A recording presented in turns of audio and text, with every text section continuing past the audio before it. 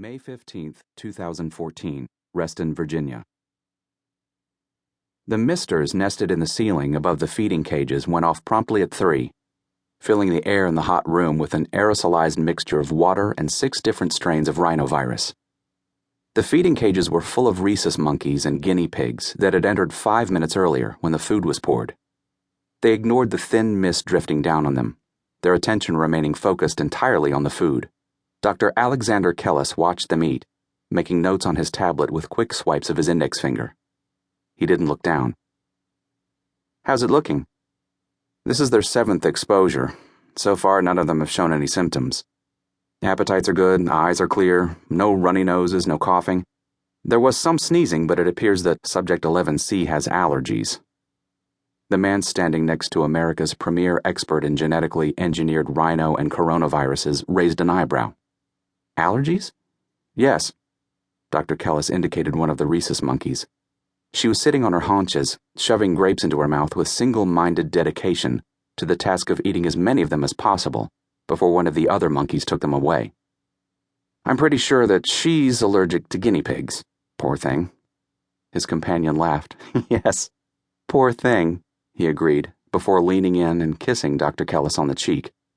"As you may recall, you gave me permission yesterday to demand that you leave the lab for lunch. I have a note, signed and everything."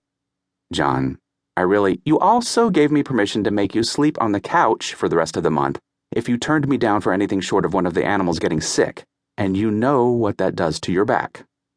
John Kellis stepped away, folding his arms and looking levelly at his husband. "Now, which is it going to be? A lovely lunch and continued marital bliss?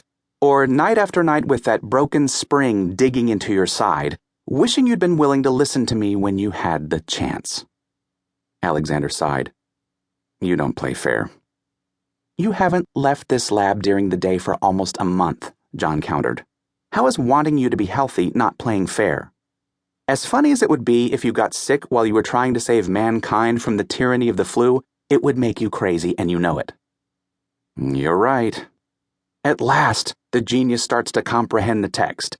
"Now, put down that computer and get your coat. The world can stay unsaved for a few more hours while we get something nutritious into you that didn't come out of a vending machine." This time, Alexander smiled.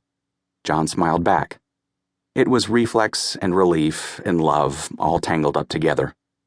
It was impossible for him to look at that smile and not remember why he'd fallen in love in the first place, and why he'd been willing to spend the last 10 years of his life with this wonderful, magical, infuriating man. "We're going to be famous for what we're doing here, you know," Alexander said. "People are going to remember the name Kellis forever."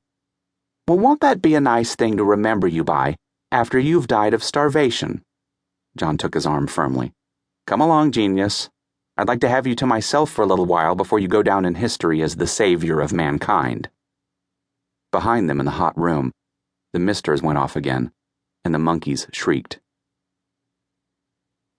Dr. Alexander Kellis called a private press conference yesterday to announce the latest developments in his oft-maligned fight against the common cold. Dr. Kellis holds multiple degrees in virology and molecular biology and has been focusing his efforts on prevention for the past decade.